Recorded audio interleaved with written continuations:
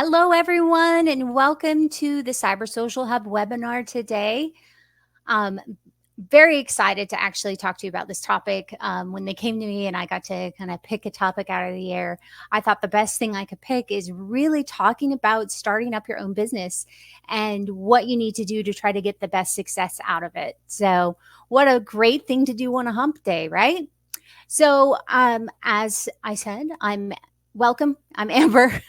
I'm Amber Schroeder. I have been the CEO of Peregrine Corporation. I've actually been doing this for 25 years. So I've owned my own business for that entire time period. It's been a long journey that I will share with you on some of the tips and tricks that I have found through the years in starting my own business. And it happens to also be in the field of digital forensics. So I think that's an important aspect for it. I've actually been in digital forensics for a longer time than I've been starting my own business. So I've worked for other firms. I've seen kind of the inner workings of that. I've tried to do, actually, in that time before, I did a couple different startups with other firms in this space. So I've seen a lot of business. But at the end of the day, this is what people really think owning your own business is like. So this one cracks me up to no end because everyone's all like, oh, you own your own business. It's a party all the time. I'm like, I'm pretty sure it's just a chaos storm all the time. It doesn't matter how tidy and organized you are. It's always some form of chaos with your own business because at the end of the day, there's no one else that's responsible except for you. And I know you're thinking, wait, I think you have employees and all of that. At the end of the day, none of them really hold the primary responsibility of a business. So it's you. So that chaos storm belongs to you all the time, 24/7, no matter what. But I do think this really breaks down what people's expectations of business are. Whenever someone sits and they talk to me and they're like, oh, hey, you must be just rolling in it. Everything's super easy. My mom was like, oh, you just sit and you just relax and let everyone do all the work. I'm like, no, I'm one of those working CEOs that actually does functions required for her business to run and be successful. And that's what most people are nowadays. I was talking earlier with Megan and I said, the internet has really destroyed so many things. It did not make the world better. And it's destroyed some of that with business too, because there's so many more aspects that you end up having to take control of in order for your business to be successful. So let's talk about the first thing before you would want to start your own business. What is your motivation? And many people have come to me and say, why did you decide to start your own business and everything else? And I'm sure you're looking at my image there and going, that doesn't make any sense. That looks like bread. Well, not only is it bread, it's actually called a Swiss braid. So when I was a little kid, I grew up inside my grandparents' bakery. So every day, instead of going to daycare, because daycare was not a thing when I was growing up, they would take me to work with them. And they had a little spot next to the cash register, which is wide enough for me to sit in, and I would get to watch the front of the house, and that's where my grandmother worked. And she would go and she'd interact with customers, she'd pull their orders out of the case, all of those different things. And then I would go and walk into the back of the house, which had a huge island that my grandfather actually made all of the goods of this bakery. And I would have a little stool there, and I would get to make my own cookies and try to sell them out of the case. They always sold out, by the way. And then I found out later my grandparents trashed them every day to make me feel better. I was like, ouch. So in that process, I learned a lot because I learned the side of the front of the house, which is all about service and really understanding what your customers needed. So they would change what they were producing as products based on interests of people. If they wanted to see more cakes, then all of a sudden they would do more cakes. My mom was actually the cake decorator at the bakery, and she did the finances for the bakery. So it was truly a family-run business. And when they immigrated to the United States, this was their end goal, was to own their own bakery. He had worked in multiple bakeries in Switzerland, and when he came here, he literally worked his way across the country, learning to speak English and working in different bakeries until he ended up in Utah. So that was part of my motivation, is I actually have a genetic characteristic that makes it so that I'm more willing to do risk than other people are. It happened from a lot of immigrant families, and that's boom, where it came from. So I was motivated to run my own business. I saw how it ran. I saw some of the details of it. And I said, this is what I want to do. I want to be able to start from scratch. I actually want the responsibility that says I am in charge of the success or failure of what I am doing every day. And that's why I decided to start my own business. You have to find what this motivation is for you, because if you don't, your business will fail really quickly, because if you don't keep that internal motivation when that chaos storm hits, it's going to be tough. So let's talk about our areas we're going to discuss today. So we're going to talk about establishing some certain skills that you're going to need to be able to not only be successful as a digital investigator, of course, but you also need to have some business skills in order to make it work. We're going to talk about those cover your butt business skills as well, to make sure that you're not ending up in trouble, about establishing what your brand is. And then we're going to run some numbers. So talk about what profit and loss really goes into doing a lot of different types of consulting, and how those numbers end up working out for you. So step one, what type of consulting are you going to do? You have to decide, because there's lots. Really, when we think about digital consulting or digital investigation consulting, it's really about what kind of data you want to deal with. So if you love social media and you're like, this is my jam, I understand it, I know where all the artifacts are, this is where I want to focus, then you really need to make sure you're making that vertical market that does a lot of social media investigations match up with what your business is. If you say, I love it all, I'm going to do it all, then you need to decide whether or not you're going to have the resources to be able to do all those different types of investigation. Because the more investigation types you do, the more technology you're going to need, the more training you're going to need, the more hardware you're going to need. All of those start becoming factors that hit onto your overhead, and they really affect what you're going to be able to deliver well to a customer. And so it's an important thing to find that balance of where you want to actually focus your consulting services. For example, when we do digital forensic consulting, so we do that at Paraben, we focus in a couple different areas. We don't say, hey, we're going to go through and we're going to do a ton of different server work. We're not going to do incident response work. We're not going to do a lot of malware investigations. We're really focusing on very specific types of investigations, and that's where we advertise to those particular clients. If I did all of it, I also would have to have different staff that have skills in all of those different areas. And when I don't have a consulting job in, what do? They just sit on my overhead. So that ends up not being a benefit to the company. So it is important to kind of isolate in where you want to focus. The other side of it, and no one ever talks about this, I'm not sure why, there is a crap ton, because I can say that in a webinar, I can say crap ton. There is a crap ton of therapy involved in doing digital investigation consulting. When someone initially calls you and they're in a situation where they say, I'm being stalked, they are mentally not in the headspace that they're always going to make good decisions. They're probably not even thinking of a longer term decision of what they're going to do with your recommendations. They're really just in a panic moment. And a lot of it comes down to listening to your client and then making sure you're understanding what their end objective is. We have had many a consultation come in where someone says, I have been stalked. And I'm like, okay, how do you know you're stalked? They go into their explanation. They said, it's been going on for the last 4 years. And that's when I'm like, hold up, stop the bus. We might want to get off of this. And the reason is anyone who's going through and living with stalking situation for 4 years is not necessarily looking for resolution, because that's a long time to just create that as part of your lifestyle. So you have to stop and look at it and say, am I going to be able to provide the service that my end client is really looking for? And can I stand listening through the therapy of their chaos storm intersecting with your chaos storm? And is that something that you're going to be able to kind of compartmentalize and set to the side? It is very rare in digital investigations that you're going to hear a great story. They're coming to you for a reason, and usually it's because something is terribly, terribly wrong. So make sure you can balance out the therapy with the compartmentalization. I probably needed a picture up there about compartmentalization. So here are the ways we look at it. Oh yeah, sorry. If you have questions, post them in the Q&A tab. So the biggest problem, I just talked to you about therapy and having to talk to people and listening to their problems.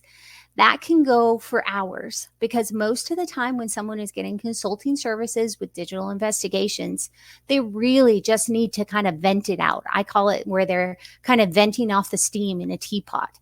And that can take hours, especially if they've been having it happen for 4 years. They're not going to stop talking. Now, here's the problem. You didn't get paid. Those 4 hours of time that you just devoted into this investigation, you haven't received any money from, but that took your time out of working out of another case. And so this is one of the ways that I philosophically has changed the way that I look at digital investigations. And this is a credit to Don Wachne. He couldn't be part of the webinar today, but he really made me adjust the way that I looked at it because he tiers his investigations. And I've been trying to do the same with the way that we do our consulting work. So a tier 1 consultation fee is a flat non-refundable fee. It's $250. It means it involves you and an expert talking about what your needs are and setting a scope for the investigation and what an end goal is of that investigation. So let's say that takes an hour. That's fairly profitable hour for you to spend. Let's say it takes 2 hours. Your profitability goes down. It's always good to set some limit on what that tier 1 consultation call is going to be. So let's say it takes 2 hours. We say this is an initial 2-hour consultation. That's paid upfront, and then all their paperwork comes in and you set up the call. Second tier, this is your acquisition and basic review. So I've just set generic prices in here for you. You obviously check your region for all of those different things and what's applicable. So this might be, hey, I'm going to do a smartphone consultation or I'm going to do a computer consultation. I actually create 2 different tiers because they take 2 different amounts of time with them, and say, all right, I'm going to do a forensic image of this and I'm going to do some basic searches for you. So let's say they get 5 searches, a review of specific type of data, and basic permission controls. Okay, very basic. So if someone feels they're being stalked, this would match up to what they're needing for. This is going to cost you X number of dollars, and then we will review those results once they're completed. So right now I've set a second tier. I've set an expectation of what will happen at that second tier. And again, one of the big things is you always get paid up front. Look at these as the tiers are retainers. We just don't call them that because we're calling them tiers, and this is your investigative tier. But that way you're not going through and having to then spend additional time on your overhead trying to collect from your client, because it happens. I know you're thinking, wait, I solved their problems. I made them very, very happy, which is fantastic. But most of the time, they will very rarely pay you because they will try to avoid you and be like, oh, no, never mind. Or you didn't do exactly what I wanted to because you didn't agree with me saying that I was stalked, because that doesn't always happen. So I don't want to pay you because that didn't agree with me and I want to go and hire another firm. It is why you always have a clear letter of engagement with clear expectations with each payment, which brings us to our tier 3. So they've received your call, they've enjoyed it, they feel that you have a good goal in mind, they've got a basic acquisition, they've reviewed the data you provided to them, and now they want more detailed analytics. This is when you jump into the hourly rate that says, I'm going to do it in a batch of 4 hours, and this is what the rate is for those 4 hours, and we're going to deep dive into your data. Then we're going to provide you a new report for this. Next tier, the investigation, you go to that. And at that point, you're kind of sitting there going, okay, this is going to go one way or another. We're either going to close out our case with some reporting here, or we're going to end up going to court. Because remember, it doesn't always end up in court. That's when your expert testimony clause will come in your letter of engagement, and it has a totally separate billing associated with it. This is a good way to set up an investigative practice to make sure that you're not losing money on that initial call, out the initial door, because it is very hard to get people to stop once they've started unloading their issue or their chaos storm upon you. And this makes sure that you're not losing that. There are many times that I will take a consultation call and I will listen to someone, I will go through everything they have, and it immediately pops up to me what the problem is.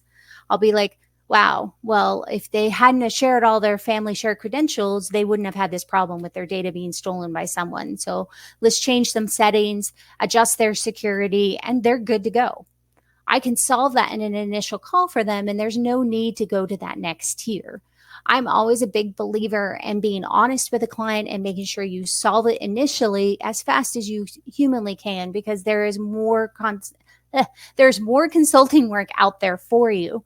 So there's always more. I never would want to take someone's money just because, oh, I can probably get you to the next tier. I always like to solve it as fast as possible because they're going to be happy. They're going to then pass you on as a better recommendation to other people. So let's now look at this side of it. So who do you work for? So I saw this graphic, or I guess it's a painting. I'm going to call it a painting.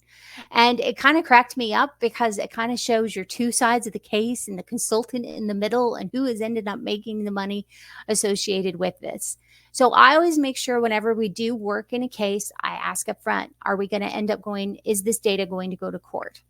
Are you going to want expert testimony? Do you have a lawyer hired? Have you talked to law enforcement if it's applicable based on the type of case that is involved here? It is always important to know who you work for or who is going to end up reviewing your product at the end of the day. So it's very important to make sure you establish that out the gate. Yes, I think Megan is recording this. Yes, I believe it is being recorded. So this is that other side of it. So who are you going to actually present the data to?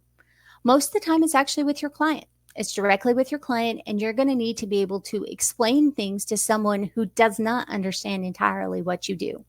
They're not going to understand what that hash value is or why you picked what you did or what a full file system is versus what are permission controls and what is metadata. Think of it as you're going to have to explain this to someone who is not only in a panic chaos storm, but then they also don't understand the technical side of what you do.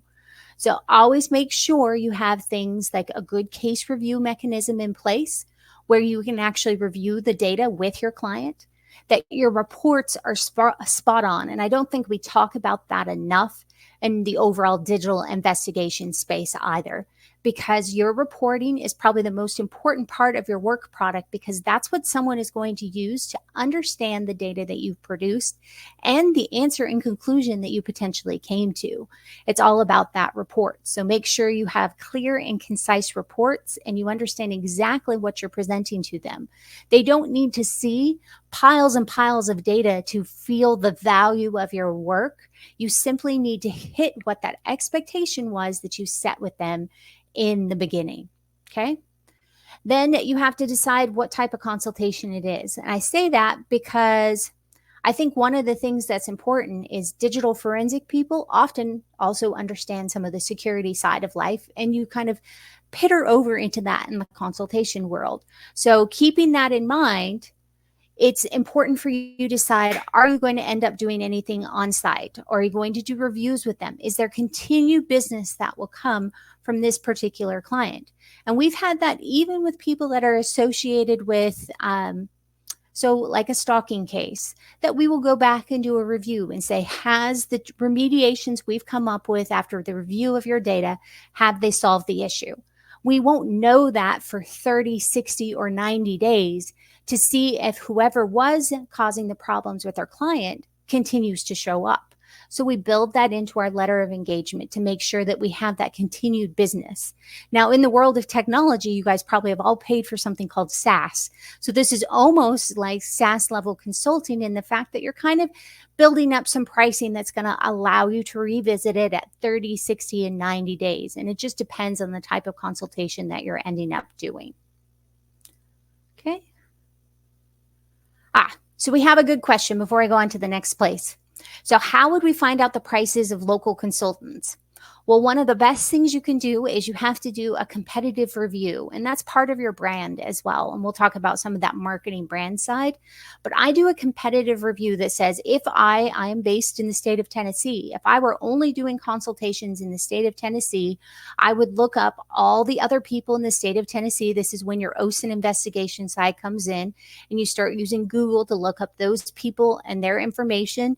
You can also typically go to the licensing authority. So if a private investigator's license is required for you to be able to do digital investigation consulting, you can really see who's part of that community and what rates that they might be charging. You want to try to hit yourself if you're just opening a business. You don't want to be at the bottom end and you don't want to be at the top end. So you want to be in the middle to a lower range, because you've got to establish your business and then you have to build a client base so you can go up to that high range. It doesn't work unless you do it that way. So I'm actually going to talk about insurance as well. So give me a minute. Guys have good questions. So let's talk about some of the boring stuff. Like, what type of business do you want to form? Because there is actually a formation of a business. And I probably should have said this up front. I am a business entrepreneur. I'm also a digital forensic investigator, a digital investigator, because I do OSINT as well. But I am not a lawyer. So always check with a lawyer if you want to validate any of my facts. I obviously made sure what I'm presenting to you is correct, but get a lawyer. So here are your different type of companies you can form. So for example, you can start out by a sole proprietorship. This is Amber Schroeder's company. I'm 100% the owner. I don't have to do anything special. And any income that comes in for that sole proprietorship will come into Amber Schroeder. There you go. Easy, simple, all of that. If you have a partnership, that would be Amber Schroeder and Megan. I'm going to form a business with you, Megan. So Megan Ryberg, and we are going to have a partnership together. That means the financials, there's legal documents, and there's potentially two owners that are then going to take every amount of money that comes in and potentially split it. Now, it's not as easy as a 50-50 split because there begins to be overhead. So that is an important thing to keep in mind. We have a limited partnership. That's when you have that so you can raise outside capital. Let's say you want to bring in a venture capital firm and they want to invest in your consulting practice because they think you have a unique approach to it. That doesn't happen for many people straight out the gate. It's actually pretty rare, but you can do it with a limited partnership. The most common choice that people pick is an LLC. This is a balance between having a partnership and a corporation. So I haven't gone to the step of going to an S Corp or a C Corp, which are types of corporations out there. But I've done a limited liability corporation. That's what our LLC stands for. And this eliminates some of my risk. So it puts the risk back onto the corporation itself or the LLC instead of the risk on me as Amber Schroeder. Because anything below that line, I have a risk to me as a person, which means my personal assets that might be my house or my car were then at risk if something happens poorly with my company. And that's a lot of reasons why people form these different types of organizations. I have a perfect example. So Parabon Corporation, obviously we are a corporation. So we originally started as an S corporation because I had a business partner, and that business partner and I thought an S corporation was a good choice because we could get paid through something called owner's draws, which means that came out of the corporation. I didn't have to run me on payroll, nothing like that, but I did still have to pay taxes. So as a C corporation, which is what I exist as now if I want to get paid out of my corporation, I have to be run on payroll. So those are things to keep in mind. Most people, when they're just starting out, they're going for that LLC side. That's the easiest one to do. It still allows you to get paid out of the LLC itself, and it still allows you to have different write-offs associated with your organization as well. So it can help you in taxes. So let's get all those details in place. We know what kind of company we want to set up. So let's say we're going to set up an LLC, and we know what type of consulting we're going to do. So let's get those details. The first thing you have to do is actually set up that organization in order to get a bank account. And I know that might be a big surprise for people, but nowadays with all the fraud that has run rampant through the different banking systems out there, you really have to have your corporate paperwork in line. You have to be registered with your state as well as have an EIN number through the federal government in order to be able to set up a business bank account. Your deposits that come into your business should list your business name on them. They shouldn't say Amber Schroeder. They should say Digital Forensic Consulting LLC. And that's how it should always come in. And then if I have to pay me out of that, that's done as a separate transaction. So those are important things to note based on some of the changes in business banking. There are more small business friendly banks than larger banks are. Sometimes they get a little hokey. They're like, you need to put more money in here for us to want to give you a business bank account. It's a good opportunity to look at some of the smaller banks out there and be like, do you guys support small businesses? Credit unions will also do that, but you still have to have that back side of it that says what type of business you're going to be. One of the most important things you can do with that separate business bank account is you keep those finances independent of your personal bank account. So they could be at the same bank, that's fine, but they are not intertwined. So I literally, let's say Amber bought a phone that is used at Paraben Corporation. I would submit that in as an expense to Paraben Corporation, and they would provide me with reimbursement for that phone expense. It's not one of those where you sit those type of transactions in the gray. You want to start from the very beginning, being very meticulous with your accounting, because it's a pain in the butt to redo it when you've done it wrong. So make sure you're careful with that. After your business has been in existence for a while, you can go and get loans to start or expand your business. The US SBA is fantastic. That's the Small Business Administration. You can actually follow them and sign up for newsletters from your particular region, and they'll tell you how you could go through and get that set up. They do want to have you in business for a period of time, showing that you are a viable small business. Someone can't just wake up and say, I'm going to start a business today and the SBA is giving me money tomorrow and it will be fantastic. It doesn't work that way. They want established finances. So they want to see that you've established a bank account, you keep your finances independently, and they want to see that you're a viable, functioning business. It's not just some hobby that you throw on the side. So let's talk about, it was asked in the chat there, is there a specific insurance needed for digital forensics? There is specific insurance needed for business, period. And I think this is overlooked by a lot of the small firms that just kind of pop up and decide that they're going to do this. The only person you're hurting in that process is actually yourself, because it's putting you at a higher liability, even if you are an LLC or corporation, of having problems, and you don't want that. So there are lots of different insurance things out there. I actually talked to my insurance agent to get the details for this, so I had a viable source to go with it. There is errors and omission insurance. That's when you have, for example, a board associated with your organization, or you have a corporate structure where you have a CEO, a vice president, a secretary, all those warm, fuzzy things. All those people are covered under your errors and omissions insurance. Kind of have a hard time saying that. Other insurance you might have cyber insurance. So, if you are at risk of having a data breach of your own records, then you need to have that cyber insurance to cover hiring another consulting firm to take care of it. You can have general liability insurance. That's the big one that you should have when you're starting to do any type of digital forensic consulting, is you want that liability insurance, because that's going to make sure that someone cannot come back to you and say, you caused irreparable harm or damages to me in X number of dollars.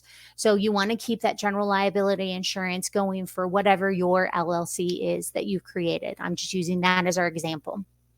If you are going to have people potentially visit you in person, and you're not going to do a lot of virtual, or you're not going to go to your client's physical location, then you need to have property insurance as well. That protects you from anyone getting hurt on your property, or having any type of liability for actions that might happen. So let's say they slip while they're in the bathroom that you've had at your office. You were so proud of having a physical office space.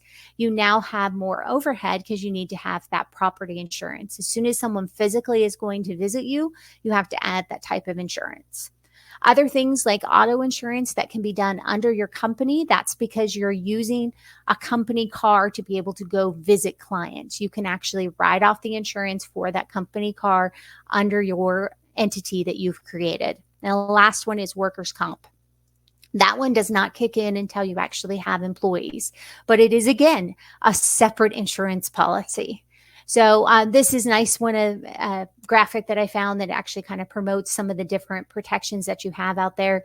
Insurance can be terribly overwhelming when you start reviewing it, and you would be shocked that it ends up being kind of expensive too. It's one of your higher overhead fees that you're going to end up paying in that professional services range, because you have to go through a broker to be able to get it.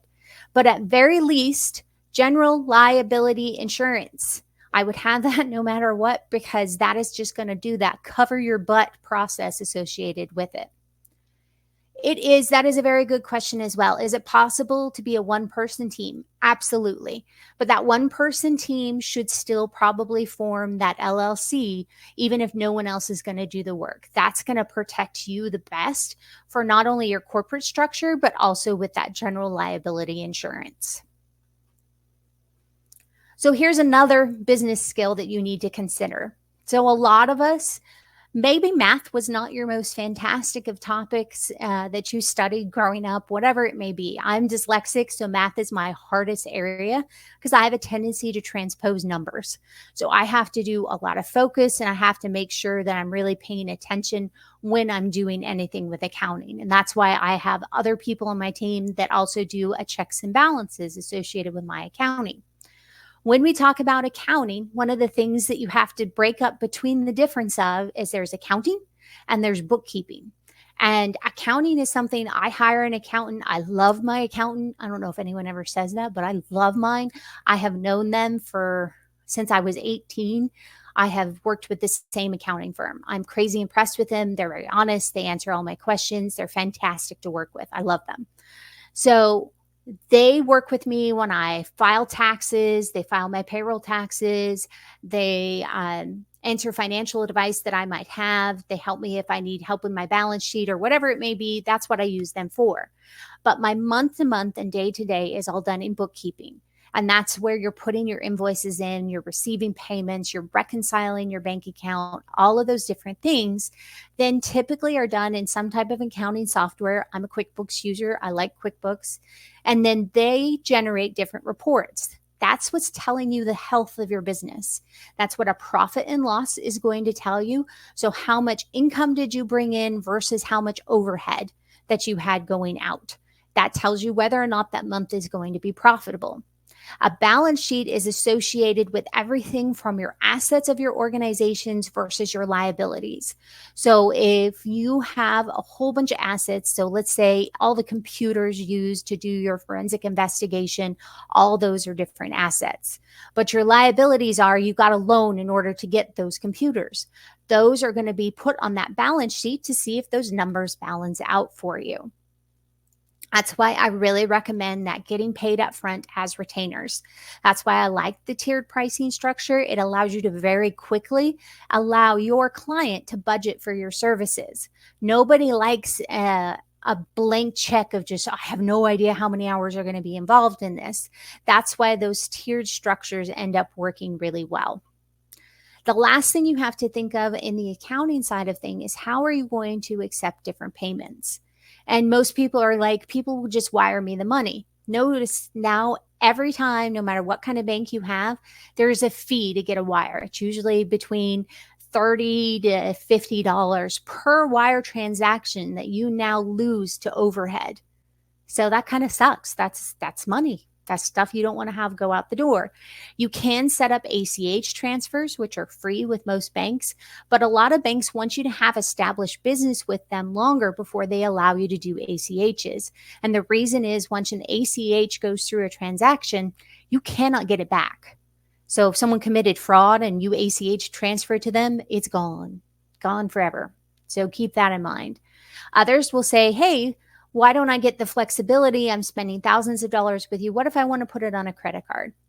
Signing up for merchant services is another aspect of choosing your bank. A lot of banks will offer it to you.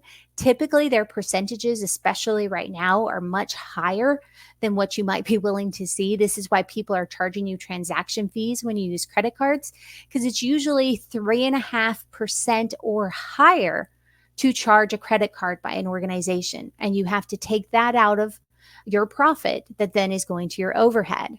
Stripe is a good recommendation for people because it's an easy process to get set up. Its percentage rate as of about a week ago, I think it's the same today, is 2.9% plus 30 cents of each transaction you do. So when you look at that in your overhead, as opposed to offering a flexible payment option to your client, it may not be that bad. And it's something you kind of adjust what your prices are to account for that part of your overhead. So that's setting up better profit versus better loss or worse loss. Can't think of how to phrase that. So there you go. Our next skill we have to have is marketing, because if you're a one-person shop, you got to do it all. Even when you're a multi-person shop and you have different employees, believe it or not, because again, you're the one that is invested in that chaos storm, you have to understand how every single aspect of this happens and how you can make improvements when it's not performing well. And one of those is marketing. So you have to pick a vertical market first. I kind of broke down some basics of from vertical markets out there. Are you doing strategic consulting? Are you doing technology consulting? That's more of like what type of tools is a company going to go and implement? Are you doing operational consulting? Okay, so I want to make sure that you have a good architecture for how your company is going to run. How are you using the cloud? How are you not using the cloud? And I know you're thinking that could be technology. Those two touch quite easily. You could do risk and compliance consulting. That's more in the malware investigations, the incident response, all of that falls into risk and compliance. You can do management consulting. Management consulting might be let me evaluate the CEO and watch what their profile is doing online. Let's monitor their social media. Let's make sure that they don't have any risk to their family that might occur after, because that still is affected by the management. And the last one is the individuals, and I have my broken heart there. That's when you're going to do a bunch of civil cases, whether it might be stalking cases, divorces, child custody, whatever it might be. That kind of falls on that individual side because there's not an entity backing them. It falls into that little space. So we have to pick one of these areas, because the problem is when you pick all of them, because I know that might be the first impulse, your marketing and your branding message is going to be very muddled. So I don't know if anyone ever did this when they were growing up, where they took all the different pieces of Play-Doh and then they put them together and they're like, I'm going to make something beautiful. And then it really comes out to be this like crap, grayish brown thing. Yeah, that's what happens when you decide not to focus in individual verticals, is you end up with that weird grayish brown crap color that results from mixing all your different Play-Dohs together. So it is important to pick a vertical and focus in that vertical. If you give that vertical a shot and you don't end up making any progress there, then it's time to add to your marketing message and add an additional vertical in there. So at the end of the day, you also have to decide what's your goal of your company. And I know you're probably thinking the goal of my company is to be my own boss. You know, it's tough because sometimes your boss can be really hard on you when it's your own boss. I know I'm really hard on myself to make sure that I am constantly putting in more time than any of my staff is expected to put in, because I want to be a good example. But at the end goal, you have to decide, do I want to keep this company forever or until I hit an age of retirement, or I just choose to not work anymore? Or do I intend to build a company up that I am then going to sell to another larger entity? It's an important aspect when you're starting it to have that expectation so you architect it accordingly. Because if you're doing a sole proprietorship, you're really looking to just keep it for yourself, run it until you don't want to run it anymore, and you one day say, I'm done, and you shut it down. Anytime you decide you want to keep it for a longer period of time, or you might potentially pay someone else, whether it's in your family, a friend, another consultant, that's when you need to adjust those expectations and set up the appropriate organization. So that might be more on that LLC side. So then the last little area on establishing your brand is really make sure you match your customer base. So if you hate dealing with people, then you probably shouldn't market to individuals, because that's not going to be a happiness moment for you. If you prefer to deal with more structured people and more red tape, then perhaps that risk and compliance area is calling out to you to have that success for you. But make sure you match not only what your customer base is, maybe around your physical location if you plan on doing work in person, but it also matches who you are as a person, because otherwise you will absolutely despise what you do every day, because you're like, I do not love dealing with people. I don't want to hear about their personal drama. Then make sure you match up to deal with businesses that have their own drama. But whatever it is, you're going to end up with chaos and drama. It's just part of the world of digital investigation consulting. All right. So our next little section is, as we're going for those different aspects, we have to look at tools, training, and people, which I think is a very interesting problem. And it's probably why I picked the topic, besides hopefully sharing knowledge that was beneficial that I learned the hard way by creating my own company. You cannot have everything good, fast, and cheap. You see my little unicorn in the middle there? It's because it's a unicorn. It doesn't exist. It's an impossibility out there. If you're doing digital investigation consulting, you're going to have tools. I know many people are like, oh, there's a lot of open source stuff I can use. And I see the value in the open source community. I think it's fantastic. But remember, as soon as you use an open source tool, you need to go for a longer verification and validation process because it doesn't go through a test plan on its own. So you've got to do those extra steps for yourself. So it might take you more hours to get a free tool than it will to just buy a tool off the shelf. So those are things you have to get kind of a perspective on. Don't get caught up in the marketing. And I know I just talked about marketing your own business, making sure you have an established brand. And there's lots of resources out there. I work with Kevin DeLong. He does a really good job through his marketing company of establishing brands out for people and really keeping your data organized. I think they're fantastic at that. I use their tools in my own company. But the other side of it is kind of looking at other people's marketing. Try when you're making decisions that is going to be your money investing in your company, strip off the marketing. There are companies out in this industry that will go through and spend millions and millions of dollars on marketing. It's very shiny and sparkly, and it gets very, very exciting. But really focus on what those fundamentals are for your business, because that's going to allow you to make sure you pick tools that allow you to deliver those fundamentals. Most of the work you're probably going to do is going to be consent based. So maybe unlocking a phone, as an example, is not going to be a priority for you in your tool selection. That should save you some money. But you are going to have all of this on your overhead, and you need to make sure that you're not looking at the shiny stuff, that you're looking at the raw output of what you're going to get from each tool. So I think that's important. The other side of it, because we have a tool-driven and training-driven side of this whole environment, make sure you have some flexible options with your training, because you're going to be shocked how much more time it is to work for yourself than it is to work for someone else, because all of those burdens of the accounting and the insurance and all of those different things, you have to be able to understand and keep in your mind. And so it's going to make your regular time during the day more difficult to allocate to potentially being in training class. So affordable training that you can continue to learn on demand, that is a very fantastic side effect of the pandemic. So I can still keep my skills sharp, but I don't necessarily have to do it so I don't sacrifice client time for training time. I can find a balance, and that's really important. And the last one is, I always like to pick a company that's like a partner. And I say that because having a business partner can be difficult. I think I mentioned I had a business partner originally when I started Parabon. I no longer have a business partner. We had a business divorce, and it was fine. And we ended up walking away, and we're still friends with one another. But at the same time, every time I buy a piece of technology or I do consulting with another company, I'm looking at them as a partner for my company, because I want to see the same level of commitment that I'm willing to put in from some of those partners. Are they flexible with me? What if I can't get my meeting in with them?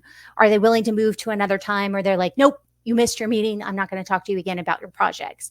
Those are things you want to make sure you can look for, because it is a chaos storm. I have said that multiple times, and it's not going to change. It doesn't matter how long you've owned it. Never, ever is it just, oh, calm waters and everything's perfect. So keep that in mind. Make sure you're picking companies that you know are going to be there to back you up, because that's what you really need when you're starting your own place. So staff, you knew it was coming. So if you're not going to be, oh, hey, it's just me, and you are wanting to hire outside people, there's a couple ways you can do it. In the US, you can do a 1099. This allows you to just pay them as a contractor. It's set up whatever contract you want with them. I recommend you have an MOU, which is a memorandum of understanding, that allows you to set expectations for anyone you decide to do a 1099 with. Anything over $600 that you will end up reporting to the IRS into them once a year. It's typically due, I think it's by March. I might be wrong on that one, but you go and you provide them that 1099, and that's their legal form associated with their filing, because they are responsible for their own taxes. The other side of it is when you have actual employees. Those employees, you'll end up having to do their taxes associated with the federal government as well as their state government, and you have to sign up in every state to be able to pay them their state income taxes. It gets to be quite a lot. I'm not going to lie. It's one of the things that I enjoy outsourcing to my accountant because they're fantastic at it and it's not a difficult thing for them. But for me, it was a lot of overhead and paperwork. Once you have all those employees, no matter what state they may be in, they might be in your local state, they might be in 5 other states. You have to end up filing based on those states' requirements. You have to have workers' compensation in each one of those states. And then you need to have a human resource policy. And I know you're thinking, what are you talking about? They're just a couple people. It shouldn't be that big of a deal. But you have to make sure that you establish a good foundation because the last thing you need is a hit on your insurance because you didn't have a good policy in place. So that is super important. This is where AI can help you. If you ask AI to help you write a policy, believe it or not, they output some pretty decent stuff. I'm impressed. But it is an important thing to do and have established policies prior to having any staff, because if you don't, you end up potentially liable. The last thing is whether or not you're going to do things like 401k, health insurance, all of that. That is all part of that policy on what you end up offering to your staff. And that all comes down to overhead, which is what all of these things add up to. These are expenses, not profits in your profit and loss. And I have those little bubbles in the different people in there because every single one of those has happened. I actually had staff that didn't wash their hands, and I had it as a violation of our hygiene policy because we handle a lot of mobile devices. I can't have you not washing your hands. It just doesn't work. So these are things you have to deal with as soon as you start adding in staff. So as I said, it adds up to your overhead. So other overhead things you might have, high expenses might be office space. You can always write off utilities associated with your home to a percentage, the same with your internet, anything you run out of your home. This is when you talk to an accountant and say, what can I write off? This is what I'm looking to do to have as expense against my profit. So that's a positive for you. We even do things like research areas. You can do that if that's something that you're doing consulting with. Obviously, every time you pay your accountant, that's an expense you can write off. Anytime you pay a lawyer, an expense you can write off. And you can even write off marketing expenses. So as you use different systems or you help them establish your brand, those are all things that you can use to write off in your overhead. And those are positives for you because if you expect to be extremely profitable, the more profitable you are, the more taxes you will end up paying. So expenses can help you out. So the last area in this section is about running the numbers. So what are your overhead you're going to have? The expenses of your tools, your training. Are you going to have staff or are you going to have contractors or is it just going to be you? And then what are you expecting or what do you need to make out of your company every month to make your personal overhead? Because remember, personal overhead and business overhead, 2 different things, and you've got to keep those separate. And then other overhead you might be adding over time, marketing expenses, legal, other professional services, additional utilities like separate internet lines, separate phone lines, all of those things will start coming into play. So you want to keep that in mind as you start outlining what your business is going to end up structured as. So here's your next section. You've gone through, you've structured it, you know your expenses, you have it, you're ready to go, and then you have to decide, am I going to live with this? So no one talks about this. Anyone who's owned a small business, if you have a partner in any aspect, doesn't matter, know that your small business is going to bleed through to the rest of your life because it's one of those things that once it's alive and it's running, it never really sleeps. And your partner, whoever it may be, needs to understand all of those things we just talked about. They don't necessarily have to be involved in your business, but I'm telling you from personal advice that it's important to keep them appraised of how your business is doing because your stress is going to increase and that's going to bleed through to all those other aspects of your life. And they're going to be like, I don't see what's going on. I don't understand.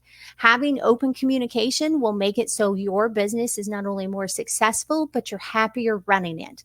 Because if you try to keep it all private, it's honestly just going to end up to be a serious problem in the long run. Your work-life balance. If you own your small business, it's not usually very balanced because you work a lot because you have to compensate for any other thing that doesn't happen through staff, contractors, whatever it may be. It comes out of you. And so you're working much longer hours than you might have realized in the first place. These are pieces of advice I have after running my business for 25 years, and I did not always follow these, and I had the repercussions because of it. So I have set hours. So I work between 8 a.m. to 6 p.m. Eastern time. And after that time period, I'm not working. Now, that doesn't mean I won't take a call or do whatever, but I am very, very selective about that because I have to respect the fact that I actually have a life that exists outside of my business. And I have people I care about outside of my business, and I need to find that balance. So, a good way to do that is to set your business hours. The other side of it is to try to set up two phones. That way, your business phone can have those set business hours versus your personal phone not having those set business hours. So, keep that in mind. It's going to end up saving you on that relationship work life balance side of things. I also recommend one of the things when setting up your business is to get something simple like a P.O. box. This is just good OPSEC to make sure that you obscure maybe where your primary residence is or where you might be actually running your business out of. It allows you to kind of get established because your initial clients might not always be the most stable, and you really don't want them showing up at your door being like, you didn't understand, or they're still talking to me through the clouds, whatever it may be. I've heard a lot of them, and it's always nice to just get a little bit of literal distance separation. It will also force you once a week to leave your office and go and pick up your mail in a P.O. box. I know that sounds very stupid, but once you start working 12, 14 hours a day, getting your business off the ground, you'll be grateful for a 20-minute drive to go to a P.O. box. So you never know. The last one is I always recommend a separate space. So a separate space that also has a door.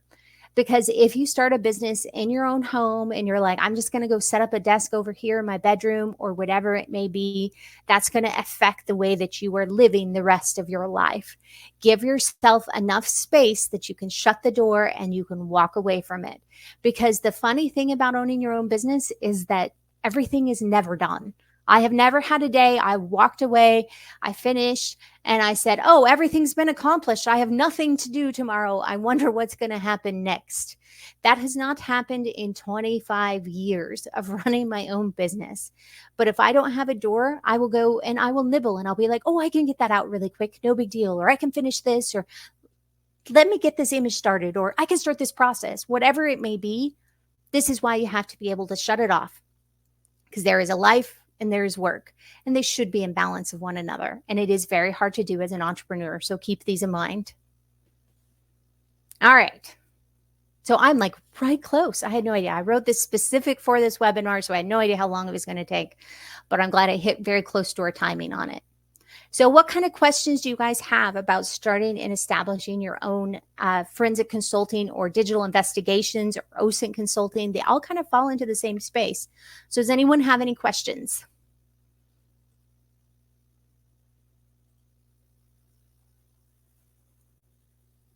This is when there's that deep silence in an online thing and I can't see anyone, but you can see me.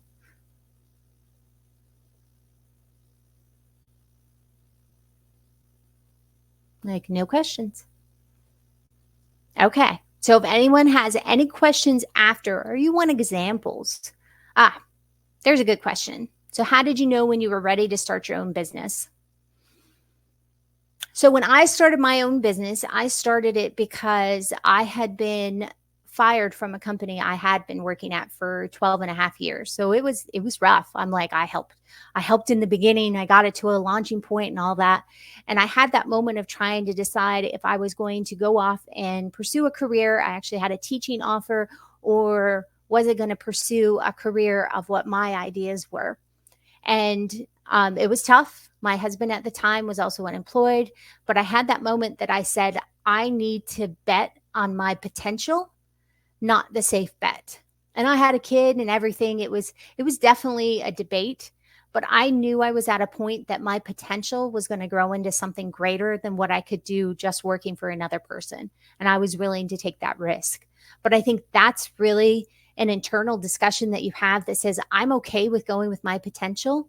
And if you think, okay, what if it doesn't work? Give yourself a timer. So if I'm not having it where my profits are greater than my losses in 1 year's time, then it's time for me to stop. and I'm not going to give myself that opportunity to continue further. But give yourself some hard lines with that and really pay attention to your profit and loss. It takes many months to tweak your business to a point that you get all your numbers and you get a good system running. So don't say, oh, in 1 month, if I'm not good, then I'm out.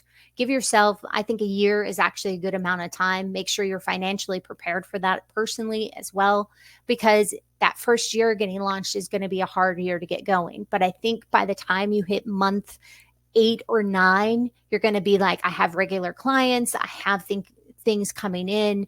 My brand is established. I'm going through, I'm doing all my social medias. I've got all those things going. I'm respected in my community. This is going to work for me. But give yourself that year. It is definitely an internal thing. If when you think about starting your own business, you have panic and you're like, that is too scary. I don't want to do all these things she just talked about, then it is not the thing for you. But if you're willing to weed through all that paperwork, from insurance to talking to an accountant to talking to a lawyer to establish everything, all of those different things. And by the way, you can start your own business, get your own federal tax ID, file all your paperwork. You can do all of that on your own. And a good example for you, still answering this question, is my middle son. So my middle son, he wants to be an esports entrepreneur, which as a mom, I'm like, so you really want to be a video game entrepreneur. That's what it came down to. But it's esports. That's its technical industry term and everything else. And he talked about his ideas. I made him draft some outlines to a business plan. He had a couple different business plans. I actually thought they were really good business plans. They were good ideas. And I said, all right, what kind of jobs you can get. He got jobs doing script writing and doing streaming videos and things for different gaming firms out there. And I'm like, all right, you're now a contractor, so it's time to establish your own business. And we just finished setting up his LLC. And he is going to go on that journey for the next year, doing his own LLC, doing the accounting, looking at profit and loss. But he got to the point that he had enough viable ideas that his long-term could be that business could be viable. So that's the other side of it. Make sure that your verticals are actually viable. That's going to tell you that this is a good idea and you should jump and go for it. And definitely reach out. So the other side of things, it is lonely. That was that side of being an entrepreneur. No one else feels it but other entrepreneurs. And it is very lonely, and you should reach out because no one brings that up and talk to them.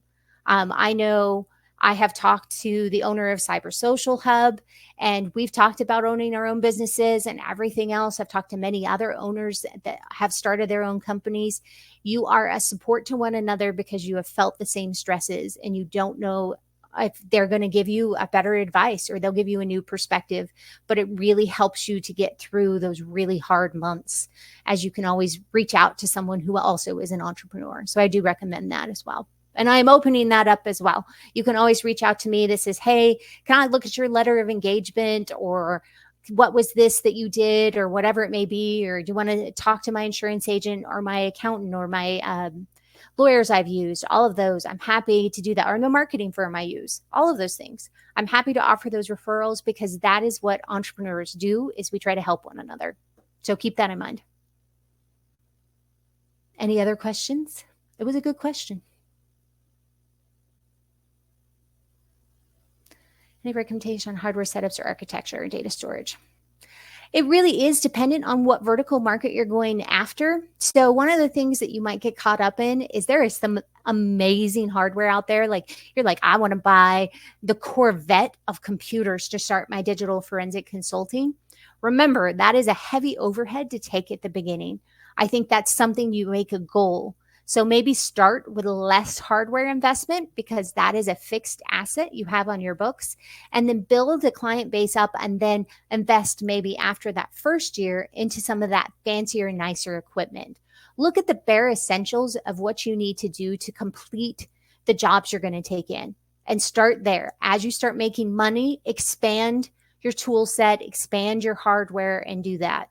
So I have a custom built laptop that's my primary laptop, and I have a separate desktop system that's actually my consulting system. It's one that I actually put together all the things I needed to build. I didn't end up buying one of the many great brands out there in the market because I wasn't sure how profitable that side of my business is going to be.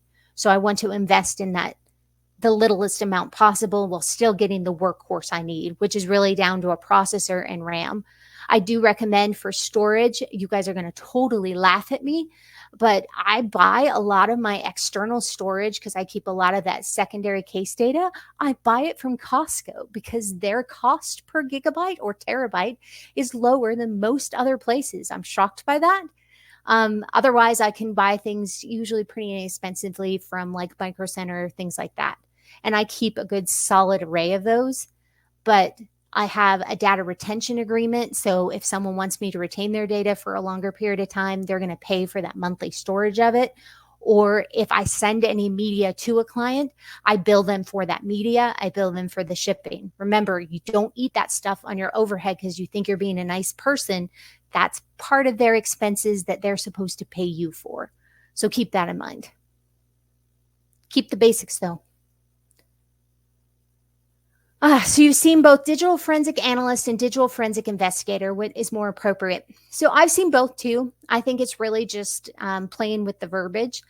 I would say that I am an investigator more than I am an analyst. An analyst to me screams that it's on a larger scale team and it's a variety of people looking at the same pieces of data versus an investigator that might be able to independently go into a case themselves. That is my opinion. Others might have other opinions, but that is my opinion. And so that would be my answer. Okay, so talking about a marketing strategy. So you guys are going to hear this from the beginning. So Paraben Corporation is my corporation. I got the name for my company off the back of a shampoo bottle because I was taking a shower and I saw the word paraben on there and I was like, ooh, that sounded kind of cool. It actually said polypropyl paraben. But I was like, at the time, I could then go and get that as a registered domain, which was very hard to do. There was a lot of domain squatters. Again, my business has been around for 25 years. And I knew I could also file for the registered trademark for it because I wanted to make technology. So I needed to have a registered mark with it. When all of that comes together, that's when you say, okay, this is what I want my name to be. I want to have a reason behind my name, even if it's the reason I just gave you. It is technically a preservative when I preserve evidence, so that does work too. But the second thing I want to do in my marketing strategy, besides coming up with a name, is I want to make sure that name is expandable. It wasn't called Amber Schroeder Corporation because then if Amber Schroeder ever leaves the corporation, what happens? That's a bad idea. I typically don't recommend people in a marketing strategy choose their name. I think it's a mistake because, again, it limits your expansion. So think of something that's unique. Some of the coolest tools out there right now have crazy names. There's a tool out there called Screaming Frog, and I think that's hilarious. It's a great name. I wouldn't pick it for digital investigations, but I might pick something with the word binary in it or whatever it may be. The other thing that really is impactful in your marketing strategy is what your look is. Decide, are you going to feel like you're very mom and poppy, or are you going to have that solid corporate feel to you? And that all becomes part of your marketing strategy as well as your branding colors. You can actually create a palette that is associated with your brand. What I do recommend is that you find out what that palette is going to do. For example, my palette is orange and I've added teal and gray through the years. Orange is an energy color. People get excited about orange. That's why Home Depot has it, because they want you to get out and start doing things with it. So keep that in mind as well in your branding strategy and try to be different. Just because everyone else, I'm going to say it, uses blue in their branding because it's probably the most popular color in branding, it doesn't mean you have to. Think of things that will resonate with you and hire a firm that actually can do that for you. There are logo design companies out there. If you don't want to work with a full marketing firm, that's what Fiverr is for. And you can go out and hire someone to just design your logo for you. But picking your brand, it will evolve over time. Try to pick something that's going to stick with you for at least 5 years before you're maybe going to hit that next version of your brand. And make sure you get all your social medias as well. Once you pick a branding name, before you decide that this is it, check all the social medias, make sure that they're available to you because you're going to have to push into different social media markets in order to build a customer base. And if someone else is using that brand that is doing something like wonky over here, then you do not want to pick that as your name. So do some research ahead of time before you end up picking what your brand is going to be. Do you have to be certified as a lab? There's a lot of different certifications out there for different labs, and it really depends on what one of those verticals that you're going to end up doing work in. Some of them, if you decide to do all heavy corporate work with different organizations, or you decide to do subcontract work with some of the states out there, you will probably have to pursue some of those certifications. If you decide to do a bunch of small business consulting or consulting with individuals, you don't necessarily have to be certified as a lab. You, as an investigator, should have certain certifications and make sure you're competent in the use of all your tools and you understand the areas you're investigating. Good example for you. So, I am not a Mac person. I'm just not. I'm a Windows person. I am not a Mac person. I'm actually not a Linux person either.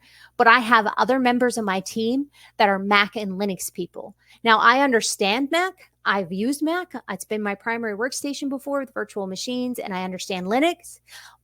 But could I investigate them?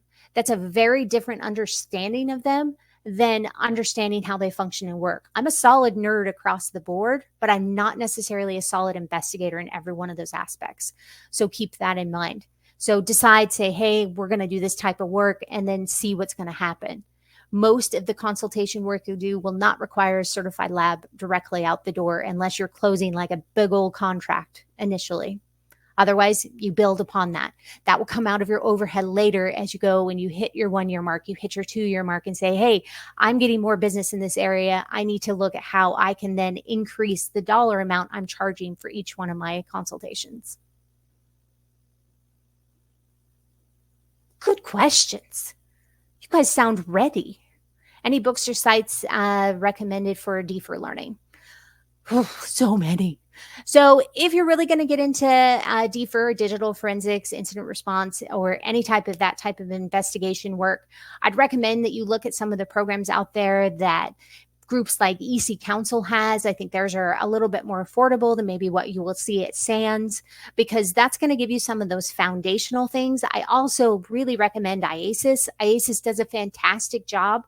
The only problem is they only run training at specific times in the year, but they've been around forever. They were my very first conference I ever went to. Everything, they are just foundational, and they have some excellent training because of it. But you have to commit to get that foundation training. It's going to be expensive. So keep that in mind.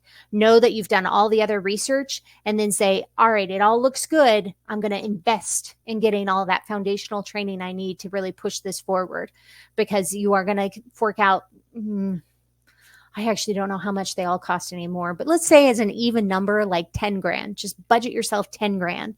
And that's going to be like, that's my foundational training budget. That's got to cover the training class. It's got to cover my room and board if I have to do it in person, however you decide to style and learn that.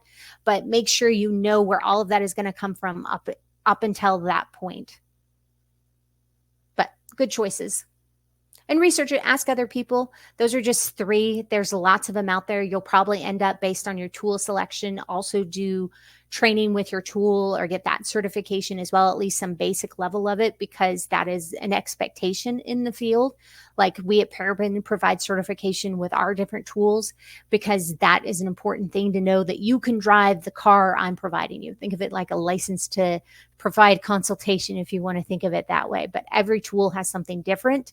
But I think if you're learning fundamentals, you should go outside of your tool manufacturers to learn those fundamentals, which is why I would go EC Council, SANS, IASIS, any of those. They are not tool manufacturers. Anything else?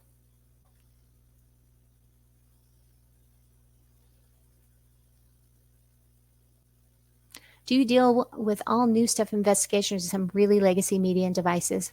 It's kind of interesting. I get some weird stuff. I think I only get weird stuff. I don't know why. But I've done consultation on Palm Pilots in the last 12 months, which it's been a hot minute since Palm Pilots have been out in distribution. So I have a good knowledge of just about every mobile device that has released for the last 25 years, because that was an area I chose to specialize in. So I'll get some of that unique stuff. We'll get IoT consultations as well because we understand IoT really well. But the other side of that consultation is a lot of my forensic consulting also leads to security recommendations and adjustments there. So there are two sides of that consulting problem. There's the investigative side and there's the security recommendation side. And it's good to be versed in both of those to understand it. Most of the stuff, though, is pretty modern. You're going to see the latest types of devices. You're going to see typically the more frequent operating systems out there, unless you perhaps do a lot of individual consulting in, this is going to sound bad, but in the death arena, there is a lot of consulting work that can come out of from people passing away. Just make sure that you are very cognizant of the emotions involved in that experience and doing that type of consultation. But that is also an area, it's kind of in that individual bubble I mentioned.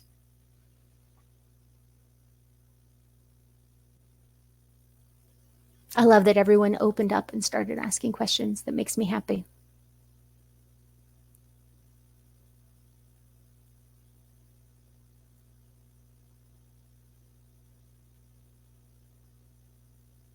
Think we're looking pretty good.